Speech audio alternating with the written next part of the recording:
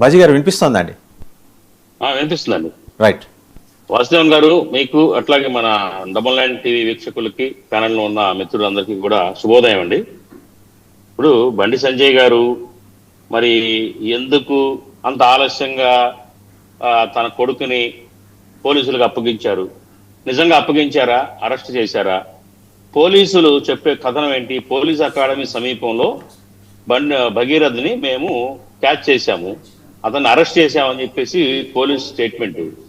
ఈయనేమన్నా నేనే అప్పగించాను, నాకు చట్టం మీద గౌరవం ఉంది కాబట్టి నా కొడుకు ఏం తప్పు చేయలేదు అని కోర్టులో అన్ని తేలుతాయని చెప్పేసి మాట్లాడుతూ ఉన్నారు. మేము ఒకటే అడుగుతా ఉన్నాము, మీకు నిజంగా చట్టం మీద గౌరవం ఉంటే అతను వారం రోజుల పాటు తప్పించుకునే పరిస్థితి ఎందుకు క్రియేట్ చేశారు? ఏదైతే మే 8వ తారీఖున ఏదైతే కంప్లైంట్ లాడ్జ్ చేశారో పోలీస్ స్టేషన్లో, అప్పుడే వెంటనే మీకు నిజంగా నిజాయితీ ఉంటే మరి ఎందుకు మీరు అప్పుడే వెంటనే మీ కొడుకు ఎక్కడున్నాడో భగీరథని తీసుకొచ్చి పోలీసులకు అప్పచెప్పి నేను చాలా నీతివంతుడైన రాజకీయ నాయకుడిని అని చెప్పేసి చెప్పుకోవాలి కదా. పైపెచ్చు హనీ ట్రాప్ పేరుతోటి బ్లాక్ మెయిల్ చేశారు ఆ ఫ్యామిలీ, అమ్మాయి బ్లాక్ మెయిల్ చేసింది, 5 కోట్లు డబ్బులు అడిగింది అని ఎందుకు రివర్స్ కేసు వేయించారు పోలీస్ స్టేషన్లో? చెప్పండి. నిజంగా మీకు బెదిరింపు కాదా అది? బాధితురాలు పాపం ఆవిడ మైనర్ బాలిక, 18 సంవత్సరాల లోపు వయసు ఉన్న మైనర్ బాలికని మభ్యపెట్టి డ్రగ్స్కు అలవాటు చేసి, మాదక ద్రవ్యాలకు అలవాటు చేసి, లైంగికంగా 2 నెలలు 3 నెలల పాటు హింసించి అలా ఇబ్బంది పెట్టిన అతను కొడుకు ఏం చేస్తున్నాడు? కొడుకు నిర్వాహకం ఏంటి? తన మనస్తత్వం ఏంటి? బిహేవియర్ ఎలా ఉందనేది తెలీదా? నా కొడుకు ఏం తప్పు చేయలేదని ఎలా సమర్థించుకుంటారు? ఈవేళ ఏమేం జరిగిందో, 2 నెలల పాటు అతను ఏం చేశాడో, ఆ అమ్మాయి పట్ల ఎలా ప్రవర్తించాడో పోలీసు వారు వెంటనే నిష్పక్షపాతంగా పారదర్శకంగా విచారణ జరిపి సాక్ష్యాధారాలు సేకరించాల్సిందే. ఫోన్ కన్వర్జేషన్ స్టార్టింగ్స్ ఉంటాయి, అట్లాగే మరి సీసీటీవీ కెమెరా రికార్డ్స్ ఉంటాయి, ఫుటేజీలు. అట్లాగే ఏంటంటే ఏదైతే ఫోరెన్సిక్ వాళ్ళ నుంచి సేకరించిన డాటా ఉంటుంది, ఇవన్నీ సాక్ష్యాలు క్లియర్ కట్ గా ఉన్నాయి. పైపెచ్చు ఐఆర్పిసి సెక్షన్ 164 ప్రకారం ఆవిడ యొక్క మ్యాజిస్ట్రేట్ ముందు ఆవిడ యొక్క వాంగ్మూలాన్ని రికార్డ్ చేశారు. అదే ఆ సీరియస్నెస్ వల్ల ఇవాళ దిగ్బంధనం అయిపోయి ఆయన వచ్చి సరెండర్ అయ్యే పరిస్థితి క్రియేట్ అయిపోయింది. హైకోర్టు రిజెక్ట్ చేసింది ముందస్తు బెయిల్ ఇవ్వడానికి.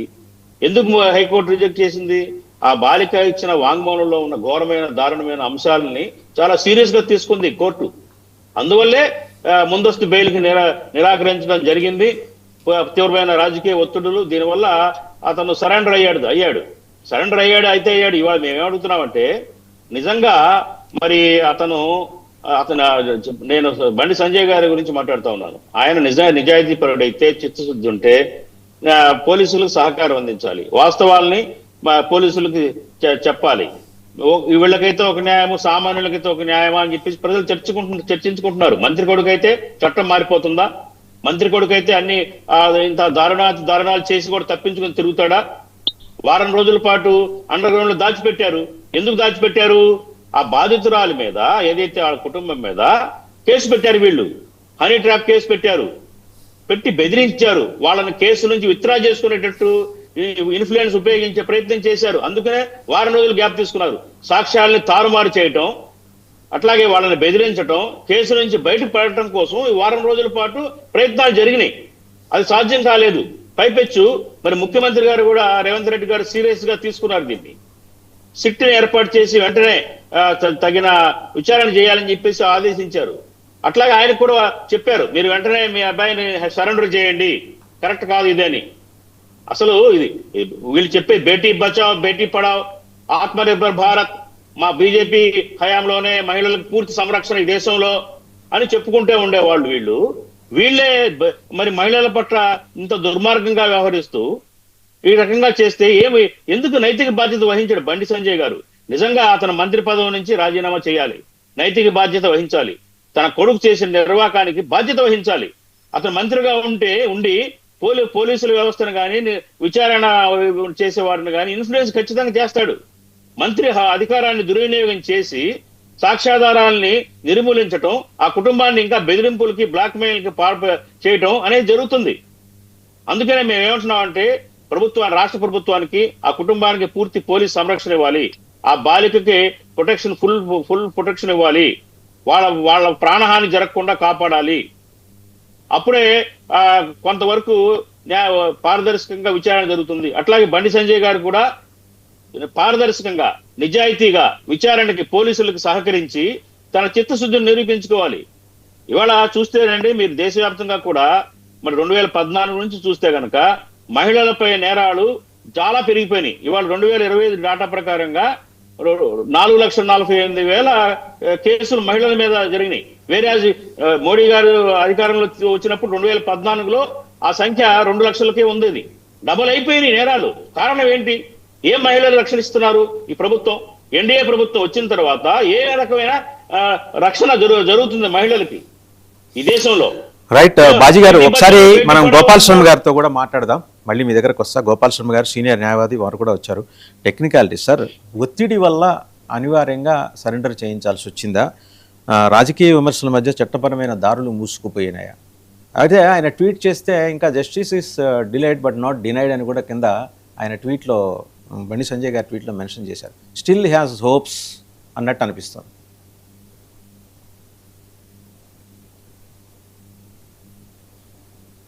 నమస్తే, మీరు మ్యూట్లో ఉన్నట్టున్నారు సార్, అన్మ్యూట్ చేసుకుంటారా?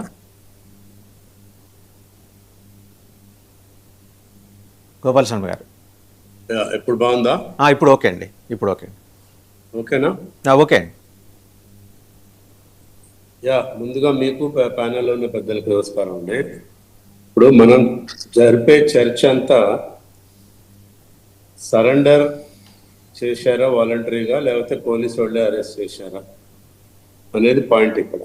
రెండోది, దేశవ్యాప్తంగా జరిగే మహిళల మీద జరిగే అకృత్యాలు, అఘాయిత్యాలు, లేకపోతే డేటా, వాటి మీద కాదు కదా చర్చ చేసేది. ఇప్పుడు మిత్రులు చెప్తున్నారు ఇన్ని లక్షల కేసులైనవి. That is not the point here. సరే, ఎనీవే, ఫ్రీడమ్ ఆఫ్ స్పీచ్ ఉంది, ఎవరి పార్టీ విధానం వాళ్ళు చెప్పుకోవచ్చు. బట్ ఇక్కడ జరిగింది ఏంటంటే, ఇంకోటి ఏంటంటే, క్రిమినల్ ప్రొసీజర్ కోడ్లోనే there is a provision, any accused can directly go to the court and surrender before the magistrate. ఆ అవకాశం ఉన్నా కూడా బండి సంజయ్ వాళ్ళ కొడుకుని పోలీస్ స్టేషన్లో అడ్వకేట్స్ ద్వారా సరెండర్ చేశాడు. అది మర్చిపోదు. Every accused has a right to surrender before the magistrate. But ఇక్కడ నేను చట్టాన్ని గౌరవిస్తాను, చట్టం మీద నాకు నమ్మకం ఉంది, లా అబైడింగ్ సిటిజన్ కాబట్టి నేను పోలీసు వాళ్ళకి డైరెక్ట్గా సరెండర్ చేస్తున్నాను అన్నారు. బట్ అక్కడ ఏమైంది, పోలీసు వాళ్ళేమో లేదు వాళ్ళు సరెండర్ చేయలేదు, మేమే వాళ్ళని అరెస్ట్ చేశామని డిఫరెంట్ వర్షన్స్ ఉన్నాయి. ఏదైతే ఏముందండి, పోలీసు వాళ్ళకి డిలే ఇక్కడ 8 రోజులు 10 రోజులు డిలే అయింది కాబట్టి ఫేస్ సేవింగ్ కోసం వాళ్ళు అట్లా చెప్పుకుంటారు, మేమే అరెస్ట్ చేశామని. ఎందుకంటే ఇవన్నీ కూడా ట్రయల్లో బయటకు వస్తాయి. ఎన్ని రోజులు ఏం చేశారు, 8 రోజుల దాకా ఎందుకు అరెస్ట్ చేయలేదు, ఇవన్నీ క్వశ్చన్స్ వస్తాయి కాబట్టి వాళ్ళు మేమే అరెస్ట్ చేశాము అని చెప్పుకున్నారు. ఇక్కడ what ever it is, ultimately ఆ అబ్బాయిని అరెస్ట్ చేశారు, జ్యుడిషియల్ రిమాండ్కి పంపించారు. ఇప్పుడు నెక్స్ట్ ఏంటంటే, ఇరుపక్షాలు మళ్ళా అక్కడ ఏమంటారు, ఇద్దరికి అవకాశాలు ఏంటంటే, పోలీసు వాళ్ళు కస్టడీ పిటిషన్ వేస్తారు, వీళ్ళేమో బెయిల్ పిటిషన్ వేసుకుంటారు. సైమల్టేనియస్గా జరుగుతుంది ఇది. వీళ్ళు బెయిల్ పిటిషన్ వేయటం, వాళ్ళు కస్టడీ పిటిషన్ వేయటం జరుగుతుంది. But ultimately custody petition allow అవుతుంది. వీళ్ళు 8 రోజులు 10 రోజులు కస్టడీకి ఇవ్వండి, పర్సనల్గా ఇంటరాగేట్ చేయాలి, ఇవన్నీ చెప్తారు పోలీసులు. అల్టిమేట్లీ ఒక 3 రోజులు 2 రోజులు లేకపోతే 4 రోజులు జడ్జి గారు పోలీస్ కస్టడీ అలౌ చేస్తారు. కస్టోడియల్ ఇంటరాగేషన్ అంటారు. అప్పుడు ఏమవుతుందంటే వీళ్ళ బెయిల్ పిటిషన్ ఇన్ఫ్లెక్షన్ అయ్యి ఆ తర్వాత మళ్ళా 4 days తర్వాత వాళ్ళు బెయిల్ పిటిషన్ వేసుకోవచ్చు. అప్పుడు అసలు స్టోరీ స్టార్ట్ అవుతుంది. ఎందుకంటే ఇక్కడ డిఫరెంట్ వర్షన్స్ వాళ్ళు చెప్తున్నారు. ఏది రిగార్డింగ్ ఏజ్ రిలేటెడ్ ఇష్యూలో 2 సర్టిఫికెట్స్ ఉన్నాయి, 3 సర్టిఫికెట్స్ ఉన్నాయి. ఈవెన్ హైకోర్టులో నిరంజన్ రెడ్డి గారు కూడా టోటల్ కేసు దాని మీదనే ఆర్గ్యూ చేశారు. I have a proof saying that she's not debate లో ఉన్నాను పో. బాజీ గారు కైండ్లీ మీరు మ్యూట్ లో ఉండండి, కాసేపు మీరు మ్యూట్ లో ఉండండి. బాజీ గారు రైట్ సార్, గోపాల్ స్వామి గారు మీరు మాట్లాడండి. వినపడుతుందా? వినిపిస్తుంది. మొత్తం హైకోర్టులో 2 రోజులు జరిగిన టోటల్, నేను కూడా ఉన్నాను అక్కడ, టోటల్ ఆర్గ్యుమెంట్స్ అంతా కూడా నిరంజన్ రెడ్డి గారు he tried to prove that she is not a minor because there are 2-3 different age certificates are there. నాకు ఇంటరిమ్ ప్రొటెక్షన్ ఇవ్వండి, నేను పోయి పోలీసు వాళ్ళకి చెప్పి అవి చూపించుకొని I can prove that she is not a minor. ఆ మొత్తం ఆర్గ్యుమెంట్స్ అంతా కూడా అదే విధంగా జరిగింది. ఇప్పుడు లోయర్ కోర్టులో బెయిల్ పిటిషన్లో కూడా వీళ్ళు చూపించేది అదే. అప్పుడు జడ్జి గారి డిస్క్రిప్షన్ ఉంటుంది బెయిల్ ఇవ్వాలా లేదా అనేది. సో ఇదంతా కూడా పొలిటికలైజ్ చేశారు. ఇప్పుడు ఇంకోటి, 2వ రోజు ఆర్గ్యుమెంట్ విన్నప్పుడు మాధవిదేవి గారు, జడ్జి గారు, మోస్ట్ ఆనెస్ట్ జడ్జి అండి టు మై నాలెడ్జ్. నాకు తెలుసు, ఆవిడ ఎన్నో ఏళ్ల నుంచి, నేను కూడా ప్రాక్టీస్లో ఉన్నాను హైకోర్టులో. ఆమెని మేలైన్ చేశారు వీళ్ళు. According to Kavitha, KTR own sister, ఇదంతా బీఆర్ఎస్ వాళ్ళే చేశారు, అన్ని జిల్లాలలో ప్రపగండ చేసి ఆ అమ్మాయిని బద్నాం చేశారు, పోస్టర్స్ వేశారు అని చెప్తూ, ఇంకొకటి కూడా జడ్జి గారు ఏమన్నారంటే, నాకు ఈ కరప్షన్ ఛార్జెస్ ఆపాదించారు, నా మీద కూడా ప్యాంప్లెట్లు వేశారు అని అమ్మాయి తరఫు లాయర్ని కూడా అడగటం జరిగింది. ఏమంటే మీకేమైనా అభ్యంతరం ఉందా నేను జడ్జిగా ఉండటము, లేదంటే మీకు వేరే బెంచ్కి ట్రాన్స్ఫర్ చేస్తానని చెప్పి. అంత ఆనెస్ట్ జడ్జి గారి మీద కూడా ఇటువంటి అబండాలు వేయటం అనేది which is unwarranted, most unwarranted. దీని వెనక ఎవరున్నారు ఏంటి? సోషల్ మీడియాలో అయితే బీఆర్ఎస్ వాళ్ళ పేర్లే చెప్తున్నారు, వీళ్ళే చేశారు, ఆమె మీద, ఆమె హస్బెండ్ అడ్వకేట్ కాబట్టి బార్ కౌన్సిల్లో చైర్మన్ పదవి ఇప్పిస్తామని చెప్పి ఆమెకి ప్రలోభ పెట్టారనేది ఆమె జడ్జి గారు కూడా బాధపడ్డారు బెంచ్ మీద. సో ఇటువంటివి మోస్ట్ అన్ఫార్చునేట్ అండి.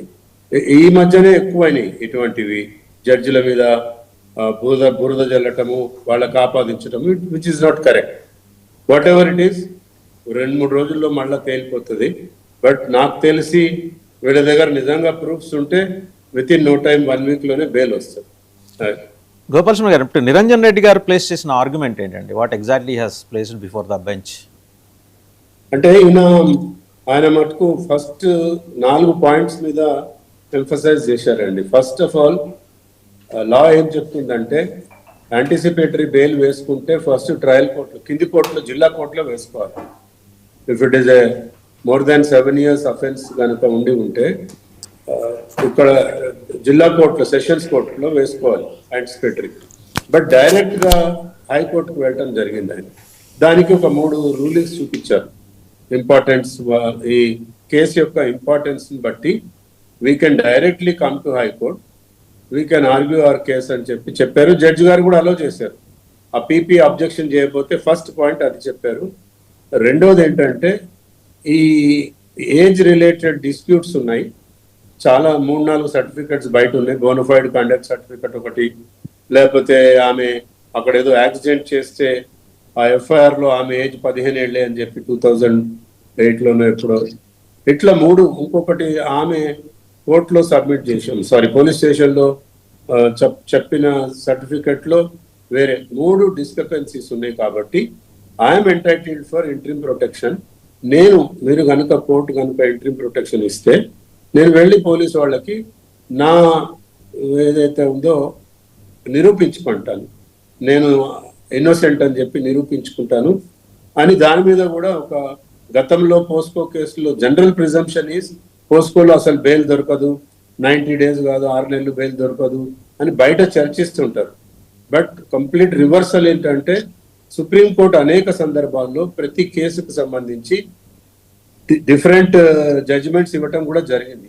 నిరంజన్ రెడ్డి గారు అవే చెప్పారు. అక్కడ మాకు హక్కు ఉంది యాంటిసిపేటరీ బెయిల్ అడగటం, even if it is POSCO case.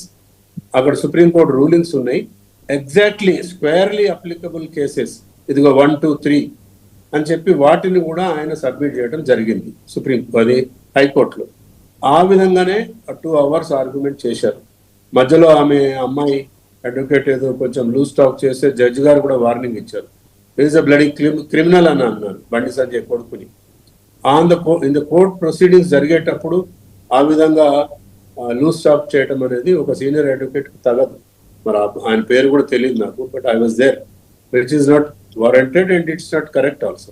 Decency decorum అనేది మెయింటైన్ చేయాలి కోర్టులో. ఈజ్ బ్లడీ క్రిమినల్ అంటే జడ్జి గారు వార్నింగ్ ఇచ్చారు.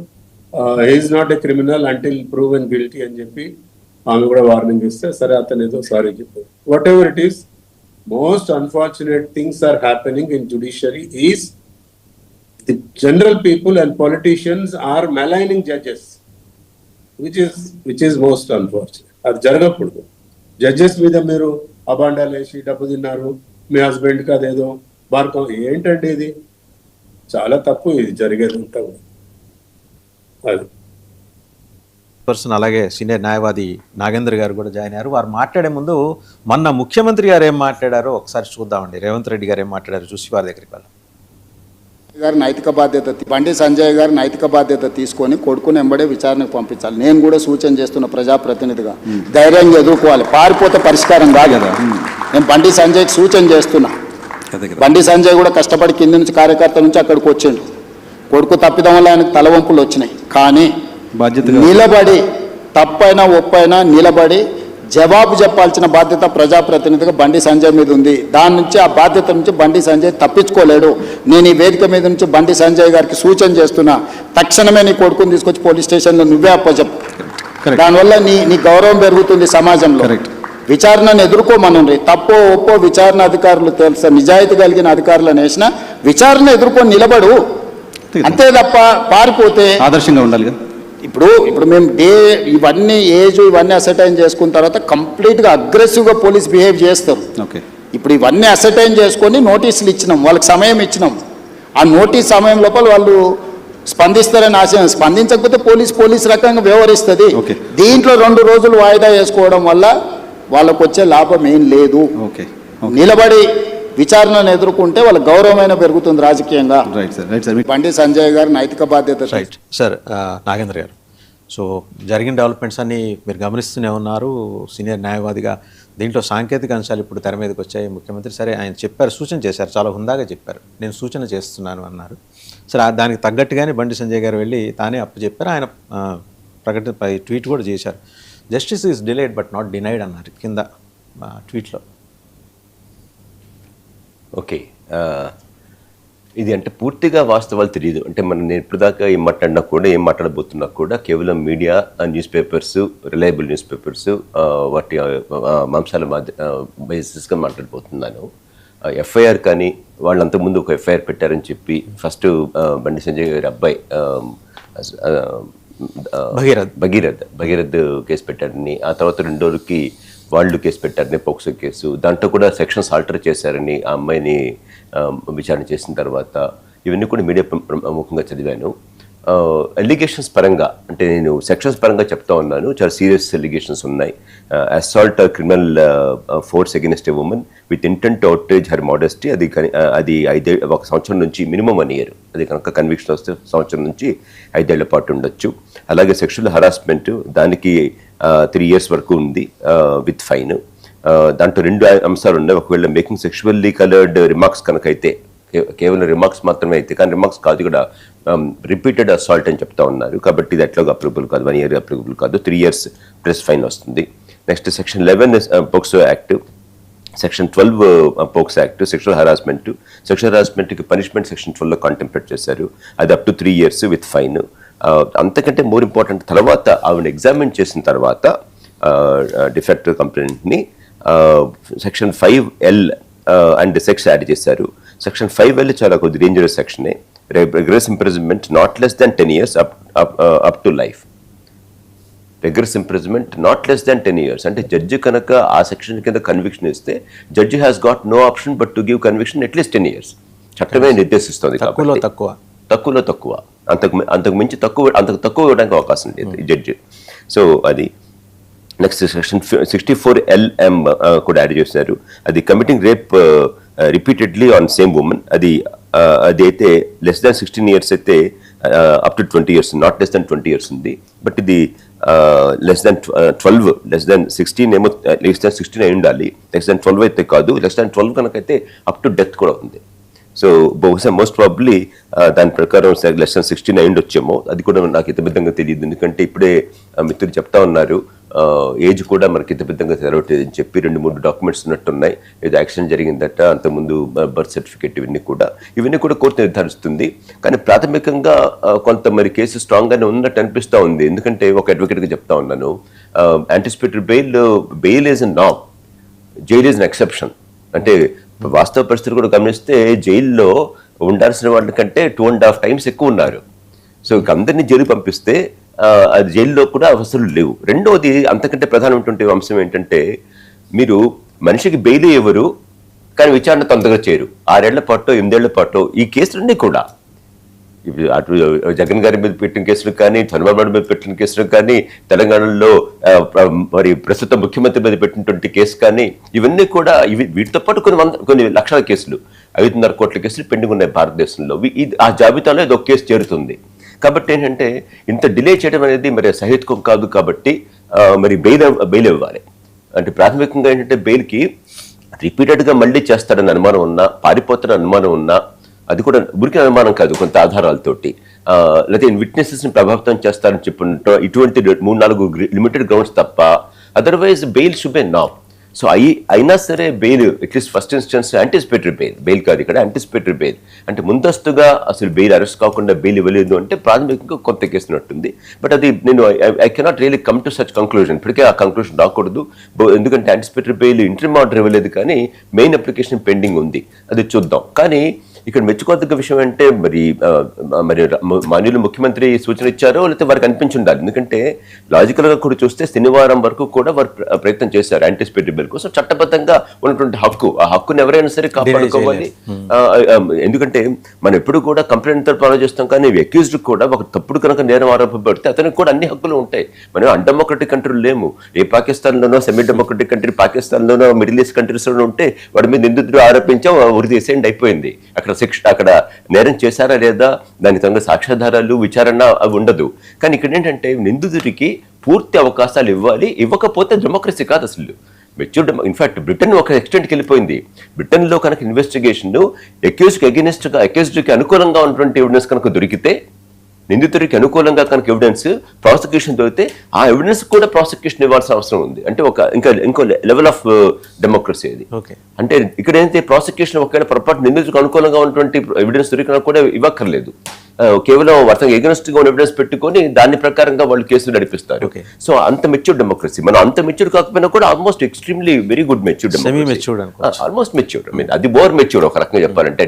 అక్యూజ్డ్ కి ఎగనెస్ట్ గా అనుకూలంగా ఉన్నటువంటి ఎవిడెన్స్ కూడా ఇన్వెస్టిగేషన్ వాళ్ళు మళ్ళీ ఇవ్వడం అనేది కొద్దిగా అది ఒక ఎక్స్ట్రా 1 step ahead అన్నమాట. ఏదైనా సరే నిందితుడికి అవకాశాలు ఉన్నాయి కాబట్టి పూర్తిగా ఆయన శనివారం వరకు కూడా వెయిట్ చేయటం. శనివారం కూడా మరి వెకేషన్ బెంచ్ నడిచింది కాబట్టి శనివారం ఇంటరిమ్ ఆర్డర్ ఇవ్వనప్పుడు ఇంకా ఆదివారం మళ్ళీ సోమవారం మళ్ళీ హియరింగ్ ఉండొచ్చు. సో అంటే ఇవాళ సో ఈ దృష్టిలో ఉంచుకొని ఇంకా డిలే అయిపోతుందని చెప్పి ఉన్నటువంటి అవకాశం ఇంటరిమ్ ఆర్డర్ వస్తుందేమో చెప్పి బహుశా భావించి ఉండొచ్చు. చట్టబద్ధంగా వాళ్ళు అనేక చర్యలు తీసుకున్న తర్వాత డెఫినెట్గా ఇక అంతకు మించి డిలే చేయడం కరెక్ట్ కాదు అని చెప్పి భావించి బహుశా బండి సంజయ్ గారు చెప్పుంటారు వాళ్ళ అబ్బాయికి వచ్చి సరెండర్ అయినట్టుగా మనం పేపర్ చూస్తా ఉన్నాం. అది సరెండర్ అయ్యారు కానీ ఆ పోలీసు వెళ్ళి అరెస్ట్ కాదు. గోపాల్ శర్మ గారు కూడా అదే అన్నారు, ఆయన సరెండర్ అయ్యారు, అరెస్ట్ కాదు. అది న్యూస్ పేపర్లో ప్రముఖంగా కూడా వచ్చింది, పక్కన 2 అడ్వకేట్స్. సో ఇవన్నీ కూడా చూసాము. కాబట్టి ఇది ఇంతవరకు మెచ్చుకోదగ్గ విషయం. కానీ ఇది దురదృష్టం ఏంటంటే ఒక భారత విలువలకి, అంటే ఒకవేళ కేసు కనుక నిజమైతే భారత విలువలకి, మన హిందూ సమాజ విలువలకి కట్టుబడి కాకుండా కొంత వ్యతిరేకంగా జరిగినట్టుగా అనిపిస్తూ ఉంది. ఏదైనా సరే విచారణలో అల్టిమేట్గా కనుక భగీరథ్ కడిగిన ముత్యంలాగా పైకి వస్తే సంతోషం. అండ్ ఇంకో ప్రస్తావన చేశారు సీనియర్ న్యాయవాది గోపాల్ శర్మ గారు. అలా ఆయన ప్రొసీడింగ్స్ నడుస్తున్నప్పుడు హైకోర్టులోనే ఉన్నట్టున్నారు. జడ్జి గారు బెంచ్ మీద బాధపడ్డారు. జ్యుడిషియరీలో అన్నెసరీ మాటలను, వ్యాఖ్యలను అట్రిబ్యూట్ చేసేసరికి మనస్తాపం చెందారు జడ్జి గారు. ఈ అన్వాంటెడ్ అండ్ అన్వారంటెడ్ అంశాలు ఈ మధ్యకాలంలో ఎందుకు సార్ ఇలా తెర మీదకి వస్తాయి? పబ్లిక్ గా పాంప్లెట్స్ వేసి అన్ని జిల్లాల్లో పంచారండి. 1,00,000 పాంప్లెట్లు పంచారు. అది చాలా దుర్మార్గం. అది చాలా తప్పదు. అన్ని పాంప్లెట్లు పంచి చివరికి జడ్జి గారికి అందేటట్టు కూడా పంచారు. అది అంటే ఎంత దుర్మార్గం ఇది. అసలు రాజ్యాంగం ప్రకారం హైకోర్టు జడ్జి మరియు సుప్రీంకోర్టు జడ్జి గురించి పబ్లిక్లో డిబేట్ జరగకూడదు. రాజ్యాంగంలో ప్రకరణం సెక్షన్ ఆర్టికల్ కూడా చెప్తాను, 214 215 అనుకుంటా. So unless and exception, okay exception అంటే అసెంబ్లీలో అయితే చర్చ కూడా అసెంబ్లీలో కూడా చర్చ జరగకూడదు, పార్లమెంట్ కూడా చర్చ జరగకూడదు. పార్లమెంటులో అసెంబ్లీలో కూడా చర్చించినటువంటి అంశాలు ఏమైనా ఉన్నాయంటే హైకోర్టు జడ్జిల గురించి సుప్రీంకోర్టు జడ్జిల గురించి చర్చించకూడదు. ఒకే ఒక ఎక్సెప్షన్ అంటే పార్లమెంట్లో ఇంపీచ్మెంట్. అది ఎట్లాగో రాష్ట్ర అసెంబ్లీకి, కన్సర్న్ స్టేట్ అసెంబ్లీకి ఇంపీచ్మెంట్ పవర్స్ లేవు. సో తొలగించేటువంటి అభిశంసన తీర్మానం ప్రవేశపెట్టినప్పుడు మరి జడ్జి గురించి డిస్కస్ చేసుకుంటే అభిశంసన చేయలేం కాబట్టి అది ఒక్కటి మాత్రం ఎక్సెప్షన్. ఒక ఎక్స్ జడ్జి మీద సీరియస్ అలిగేషన్, మన మీరు చూసారు జస్టిస్ వర్మ క్యాష్ దొరికిందని చెప్పి ఆ ఇంట్లో యాక్సిడెంటల్ గా ఫైర్ యాక్సిడెంట్ జరిగినప్పుడు, సో ఢిల్లీలో. సో అటువంటి సందర్భాల్లో ఇంపీచ్మెంట్ ప్రొసీడింగ్స్ ఉన్నప్పుడు అప్పుడు మాత్రం తప్ప నార్మల్ సర్కమ్స్టాన్సెస్లో అసలు కనీసం డిస్కస్ చేయకూడదు. పార్లమెంట్లో అసెంబ్లీలో డిస్కస్ చేయకూడదు అన్నప్పుడు పబ్లిక్ డొమైన్లో దాన్ని రచ్చ చేయడం అనేది ఇక అసలు అది ఇల్లీగల్, అన్కాన్స్టిట్యూషనల్, పూర్తిగా చట్ట వ్యతిరేకం. ఎవరైతే చేశారో వాళ్ళని పూర్తిగా ఇదొక కేసు కట్టి దీన్ని విచారణ చేసి ఎవరైతే ఆ పాంప్లెట్స్ ప్రింట్ చేశారో మిత్రులు చెప్తా ఉన్నారు, మీరు నాకు తెలియదు కానీ, అలాగైతే ఎవరైతే బదనాం చేశారో పత్రికాముఖంగా కానీ పాంప్లెట్ ముఖంగా కానీ ఏ రకంగా ట్వీట్స్ రూపంలో కానీ లేకపోతే సోషల్ మీడియా పరంగా కానీ వాళ్ళ మీద తక్షణమే అరెస్ట్ చేసి డిఫరెంట్గా వాళ్ళని చట్ట ప్రకారం చెల్లి contempt of court act jail పట్టేసేయాలి. దాంట్లో అనుమానం లేదు. ఎందుకంటే దీనికి ఒక ప్రధానమైనటువంటి కారణం ఉంది మిత్రుమా. ఇప్పుడు మనకి వ్యక్తుల మధ్య డిస్ప్యూట్స్ ఉంటాయి, కుటుంబాల మధ్య డిస్ప్యూట్స్ ఉంటాయి, రాష్ట్రాల మధ్య డిస్ప్యూట్స్ ఉంటాయి. దీనికి పరిష్కారానికి చట్టబద్ధ రాజ్యాంగబద్ధ వ్యవస్థ ఉండాలి. ఆ వ్యవస్థలో లోపాలు ఉన్నాయి. నేను వాటి గురించి ప్రత్యేకంగా డిబేట్ చేస్తాను. హైకోర్టు, సుప్రీంకోర్టు 100% ఇన్ఫాలిబుల్, 100% కరెక్ట్గా ఉన్నాయని నేను చెప్పట్లా. ఇన్ఫాక్ట్ పుస్తకాలు పబ్లిష్డ్ బుక్స్ ఉన్నాయి. హైకోర్టు, సుప్రీంకోర్టు ఏమీ వాటి మీద చర్యలు కూడా తీసుకోలేదు. జ్యుడిషియల్ ఆర్గన్స్ ఉంటుంటే టైటిల్తో పుస్తకాలు వచ్చాయి. అంటే జ్యుడిషియల్ ఆర్గన్స్ అంటే తెలుగులో ఆర్గన్స్ అంటే మరి ఏమన్నాలో మీరు తర్జుమా చేయాలి. నాకు తెలిసిన తర్జుమా బలుపు అని, అంటే న్యాయ వ్యవస్థ బలుపు అనేటువంటి పుస్తకాలు కూడా వచ్చాయి.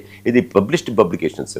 సో బట్ అది వాస్తవం. కానీ అట్ ద సేమ్ టైం దాన్ని ఎలా మనం పరిష్కరించుకోవాలి, దాన్ని ఎలాగ మనం సంస్కరణ తీసుకెళ్ళాలంటే ఆలోచించాలి. కానీ ఒక జడ్జి మీద లేకపోతే పలువురు జడ్జిల మీద ఆవాకులు చెవాకులు పెట్టడం అనేది చాలా అసహ్యం, రాజ్యాంగబద్ధం కాదు. అసహ్యం అనేది moral aspect, but illegal and unconstitutional, రాజ్యాంగ వ్యతిరేకం చట్టం. అలాంటప్పుడు ఏం చేయాలి? హైకోర్టు ఊరికేనే వాళ్ళు తిట్టడం కాదు, ఇమ్మీడియట్ గా రిజిస్ట్రార్ జనరల్ కి డైరెక్షన్ ఇచ్చి అది చెయ్యాలి. తొందరకంటే వెళ్దాం. మన ఊరికనే మంచి మాటలు చెప్తే బెంచ్ మీద కూర్చొని సరిపోదు మిత్రమా. డెఫినెట్ గా జడ్జి కనుక ఆ మనస్తాపం చెందినప్పుడు చెందారు కాబట్టి డెఫినెట్ గా in fact I request on the honourable judge of the concern bench to direct the registrar general to initiate proceedings as per law. అది చేయకపోతే మళ్ళీ రేపు ఇంకొక జడ్జి మీద ఒక రివాజ్ అయిపోతా ఉంది. తప్పు జరిగిన వాడి శిక్ష, తప్పు జరిగిన వాడు అసలు రూల్ ఆఫ్ లా అంటే ఏంటి? తప్పు జరిగిన వాడికి కనుక శిక్ష పడుతుంది అంటే మిగతా వాడు తప్పు చేయకుండా ఆగుతారు. మీరు ఎప్పటికప్పుడు ఇది ఎక్సెప్షన్ కింద తీసుకుంటే exceptions become a norm. Exceptions అంటే మినహాయింపు అయిపోతాయి.